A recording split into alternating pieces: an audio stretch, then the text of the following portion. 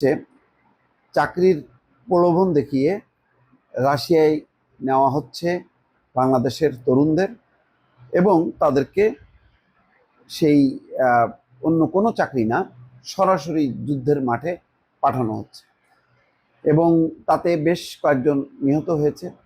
তাদের মরদেহ বাংলাদেশে এসছে। এরপরেই প্রকাশ পাচ্ছে যে নানা ছুতা নাতায় ইউরোপের বেশ কিছু দেশ, যেসব দেশে রাশিয়ার প্রভাব আছে, প্রথমে সেই সব দেশে নেওয়া হয় চাকরির কথা বলে, পরে বলা হয় যে এখানে চাকরি নেই, রাশিয়ায় চাকরি আছে। তো তারপরে রাশিয়ায় নেওয়া হয়, সেখান থেকে বাছাই করা হয় যাদের যুদ্ধে যাওয়ার সামর্থ্য আছে বয়স বিবেচনা করে, সেখান থেকে বাছাই করে তাদেরকে যুদ্ধে পাঠানো হচ্ছে। এবং পরিস্থিতি এমন যে যারা নানা পথ